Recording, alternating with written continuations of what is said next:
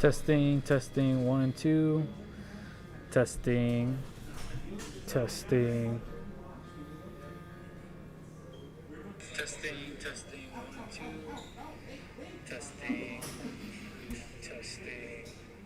Hello, hello.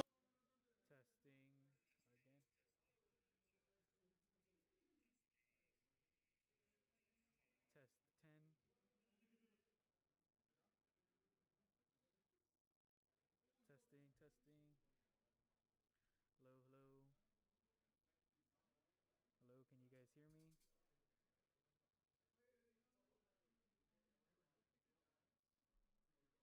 me? Alright, maybe now you guys can hear me better.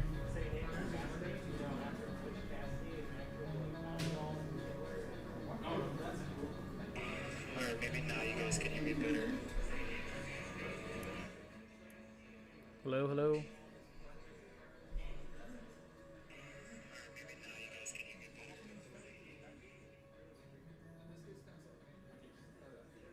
Alright, I think we're good. Alright, can you guys hear me? Can you guys hear me? Can you guys see me? Alright, I think we are good to go. Alright, guys, so here we are. I'm by myself again. Unfortunately, Matt couldn't be here. Neither could Josh, and neither could Roy. So I'm on my own today. Um, Going over tomorrow's new comics, so keep in mind that we did receive a few shipments that were damaged, so this is basically everything else that we have left. Um, so we do have that going on. Unfortunately, you know, the shipping and the packaging isn't always the best, but we still try our best to get you guys those comics. What's up, Jaime? How's it going? How are you guys doing? All right, so keep in mind, if you guys want any of these in your pool, do keep us in mind. Do let us know if you want them in your pool. That way I can put them in your pool with special variant covers. For those of you guys that do not know what a pool is, it is a subscription that we have here in the store.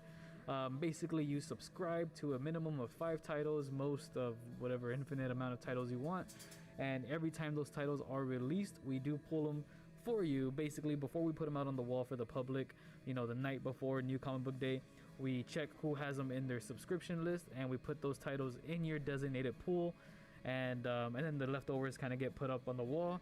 And the cool thing about that is that you do get first dibs, you do get a discount, and you do get special advantages. So if there's extra, you know, new comics that you want that weren't in your pool and you want them for us to hold them for you, you know, something really hot like Timeless, you know, Miss Minutes cover.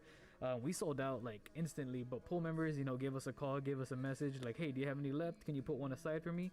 And since you're a pool member, you get that special advantage. Other than that, unfortunately, we can't hold comics for anyone else, so you do get extra benefits, and it is free. So by titles, we mean like title names. So like Amazing Spider-Man would be considered one title. If you were to get Avenging Spider-Man, Superior Spider-Man, Spider-Man 2099, all those will be different titles, even if they're all about Peter Parker. Spectacular Spider-Man, Amazing Spider-Man, Spider-Man, all those will actually be different titles. So some people might be subscribed to Batman, but they won't be subscribed to Batman Detective Comics because, you know, vice versa. Free? Did you say free? Yes. Hey Christian, what's up? The books I'm getting are Amazing Spider-Man 84, Inferno number 4, X-Men 6, Thor 20. Also, I like your My Hero Academia shirt, and I have that shirt as well. Awesome. Gotta love My Hero Academia. Love it. Um, what's it called? So we got the comics right this time, unlike last time where they were all mixed. So these are all correct. So without further ado, let's get through the Amazing Spider-Man 84. This is a new weekly series. I love this cover. We did sell out of the regular cover, you know, for pool members and all, so we do have the variants available. But this variant cover, super cool. You have Doc Ock with his tentacles. It looks like he has like 20 tentacles in this cover. And he says, "Hello, Benjamin," kind of like in the Far From Home, No Way Home, sorry, where he's like, "Hello, Peter." And here he's saying, "Hello, Benjamin." Benjamin being not Ben Parker, but what's his name? Ben Riley. There you go. Sorry. And of course, you know, Ben Riley has the blonde hair. So Amazing Spider-Man. I love this cover. I love Doc Ock, one of my favorite villains. And then we have the variant cover, the Devil's Reign variant, which is the villain's reign.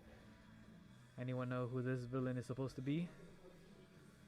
Looks like Aunt May is a special villain.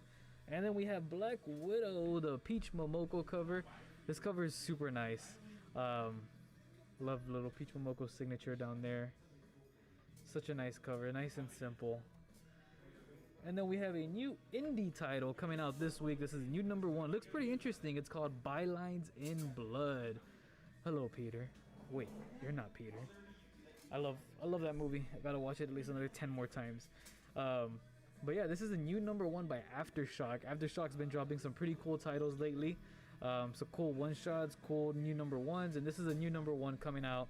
I haven't read it, but it looks really interesting. Like the cover looks good, and I kind of flipped through it a little bit, and the interior looks good. I might just give this one a read just because it looks very interesting. It looks like everyone's wearing a mask, but like special types of masks, and there's one lady isn't. So I don't think it has anything to do with like what's going on in current events, but you know, maybe it's a pandemic because there's a guy wearing what is it, the Black Plague style mask, creepy doctor mask or whatever they wore. Pretty interesting. This one looks really good. Up next, we have this awesome Alex Ross cover, a Captain America Iron Man issue 2. I gotta love Alex Ross. I think my favorite Alex Ross like covers is when he does Iron Man, because he always, you know, makes it look shiny. You know, what other superheroes have a metal, not like a metal skin, but a metal suit? You know, there's a lot of them, but you know, Iron Man, I mean, it's in the title, it's in the name, Iron Man, and like he reflects it. It looks so good. For a second, it looks like he's reflecting Alex Ross painting it. Alex Ross had to look himself in the mirror as he was painting Iron Man. And then Captain America. I always love how Captain America looks with the scales and everything. Alex Ross never fails. All right, up next we have the variant cover for Villain's Reign or Devil's Reign. Captain America, Iron Man. Which villain is this? I do not know. Yeah, he always makes Iron Man look super shiny. I love it. Alright, up next we have Captain Marvel 35. So this is actually supposed to be a big issue. It has a, what is it? All the Captain Marvels of the past. You have Monica Rambeau, you have Miss Marvel, you have Marvel. Of course, you have Carol Danvers, Captain Marvel. You have Star. All the Marvels out there. And this is the big issue. It even says there, Last Marvels. Part 4. The next cover for this one is actually gonna be, it's supposed to be a spoiler variant, so you guys don't want to see a spoiler, but it's a first appearance. That's right, this is also the first cover appearance of a new Marvel character. Forgot the name. It is Binary. The name is Binary. She's a new character, to my understanding, and this is the spoiler variant. But I mean, it's a first appearance. All you gotta know is it's a first appearance. And then we have the designer variant cover there as well. This one looks nice, so that way you get a better look at who she is. Some fiery type. She has that Captain Marvel star symbol in the middle. I mean, Captain Marvel might be the next big key this week. Last week was Timeless. This week. And then we have Darkhold. Fun fact, this one also has kind of a spoiler variant as well. This is Darkhold Omega. This finally ends the Darkhold series, and of course the Darkhold is pretty creepy.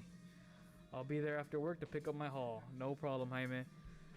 We got Darkhold Omega here. Gotta love it. And then we have the spoiler variant. What is the spoiler variant, you may ask? Maybe it's a first appearance. And then we have this variant cover that features Magneto. By the way, guys, did you guys read Timeless? Because it is super good. It sucks that it's only a one-shot because I want to read more of it, but it ends so well. Everything about it is so good. I can't wait to see where they go from there. Those covers are a must pick. Isn't that Doom? Yes, Alan. Thank you for watching us. But yeah, this is Doctor Doom. And you got the Scarlet Witch going crazy. Up next, another number one from Marvel. We have Elektra, Black, White, and Blood. Number one. This is those anthological series that are done by different writers and different artists. And basically, the only colors that are in this book are black, white, and blood. So, red, Elektra is wearing red, so of course that will stand out. And blood is also gonna stand out. So, for those of you guys that don't know, Elektra, unlike Daredevil, she's a killer. So, blood is definitely on her hands.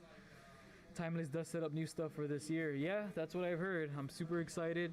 Oh man, it was so good. So this upcoming Sunday, Matt and I should be having a live podcast. We're actually going to be talking about Timeless. So we don't know what the main subject is going to be, but for sure Timeless is going to take up a good portion of it because it's so good.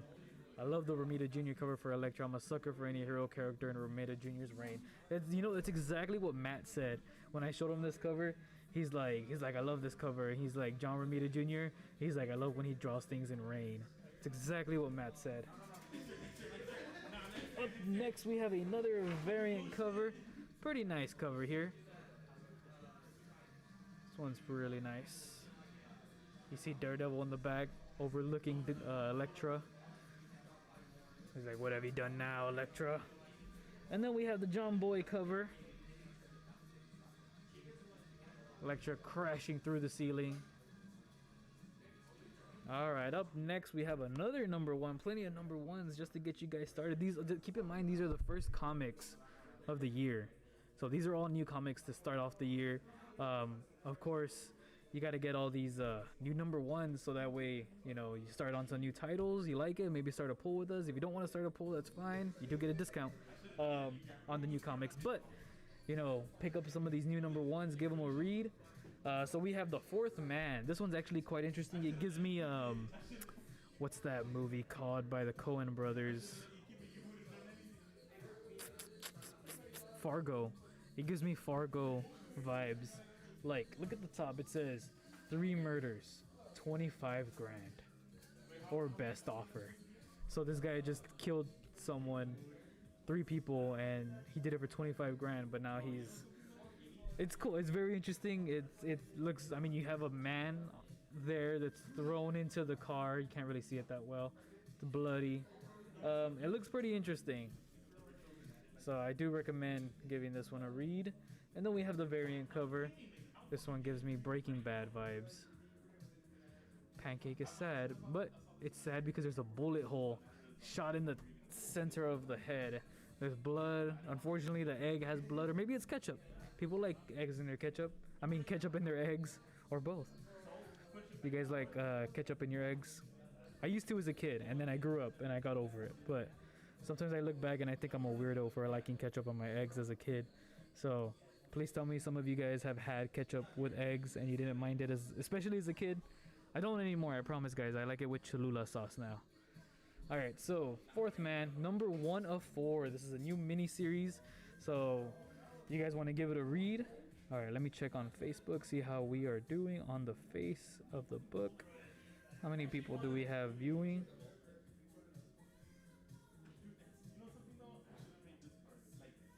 Cool. 5 views. Awesome. Alright. So we have The Fourth Man, number 1. Highly recommend reading it. If you guys are fans of Fargo Mystery Murders. Up next, I think this is the final issue of Jennifer's Blood. So this is Jennifer's Blood number 4. Another miniseries, definitely for mature readers. If it helps, I mix hot sauce with ketchup on my eggs. It does help, Alan. Thank you. I do love hot sauce on my eggs. Not ketchup anymore, but it makes sense, it's like spicy ketchup. I mean, I guess when I get breakfast from Whataburger.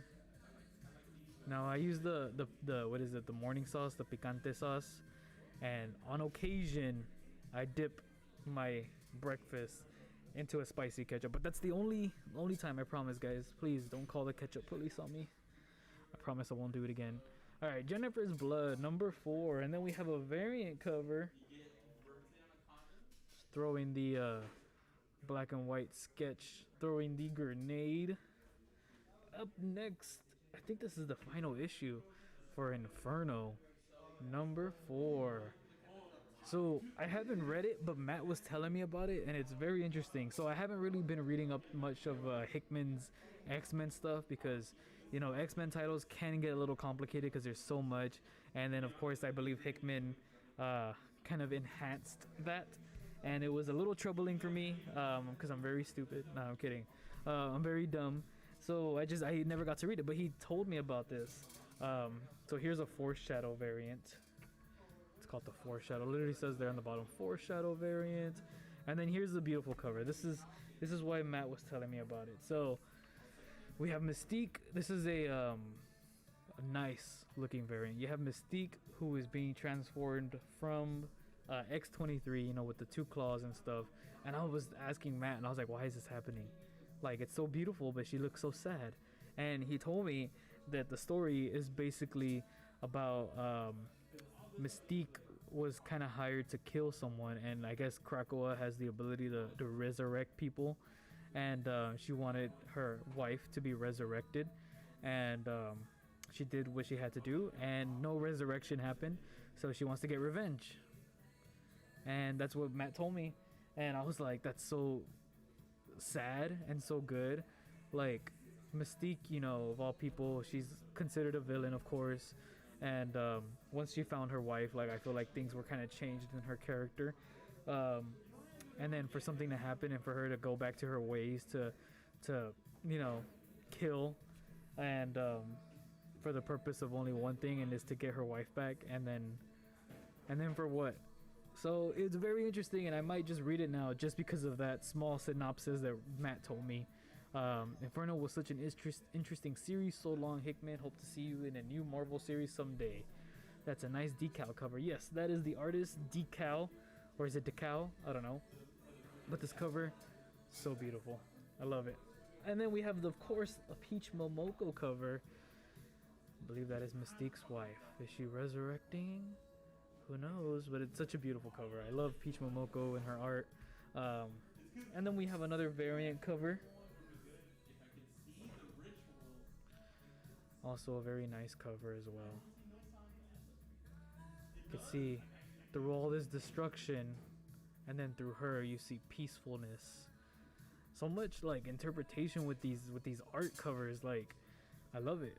Whoa, Isaac, the hardcover for Inferno comes out in March, so you can read the full story. I'm definitely gonna order it for the store, and then of course I will order it so I can read it. All right, and then we have the Magic Order. Oh my God, I'm so sorry. Magic Order 2, I think is what it's called. This is by Mark Millar. There you go. This is issue number 3. Issue number 3. Black and white variant cover. And then we have another variant cover here. Not for kids. Don't know what's going on, but I'm going to move it away because what in the world? Up next, another new number 1 from Image Comics. This is Monkey Meat. This is another anthological story, whatever, anthology. For those of you guys, anthology is like each story is a new story. Sometimes they can be all tied in together, and other times they can't. Like Haha. At first they weren't tied in, and then at the end they were kind of tied in together with the clowns and the creepiness. Basically what this is, and it's also Image. So it's Juni Saz, Monkey Meat. The art in here is very trippy, but it looks really cool. New number 1, definitely worth reading it. It's a pretty thick book too. Up next we have Not All Robots. This is a pretty interesting book. It's by Mark Russell and Mike Deodato, I think is how you say his name, Deodato Jr. And of course Lee Lugridge, sorry. So this is a cool, interesting story where basically robots are considered, helpers, you know, they've helped taken up in the society and blah, blah, blah, you know, they're servants, they're helpers, they're babysitters, they're also workers. And this particular robot ends up realizing that, like, I don't know, he ends up being a little too smart for what he's programmed for. And it always happens in every robot story, every artificial intelligence. They end up realizing that they're worth more and that humanity is doomed. I wonder who first created that idea. Was it in film? Was it in literature? Where robots control the world. Yeah, that's a great read. I'm surprised that Not All Robots hasn't been picked up or optioned. Yeah, maybe for Netflix. It seems like something that would be on Netflix. Up next, another new #1 from Dynamite. This is Panther. I think I'm saying that right. This is a nice, interesting cover. Panther. And up next, we have Spawn. 325. This is a pretty hardcore cover. Let me see. 325. Yes, this is cover A. Pretty hardcore. Which Spawn is that? Is that Ninja Spawn?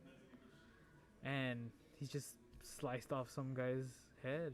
Like half of his head. Like not even up to his neck. Like it's half of his head.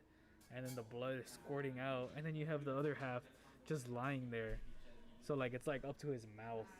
Yeah, it's pretty graphic. So Spawn, it's graphic. It looks really cool though. Like it's like some Mortal Kombat style. Alright, and then we have, last but not least, X-Men. This is the trading card variant. This is issue number 6. Today's trading card cover is oh man, I can never say her name right. Polaris.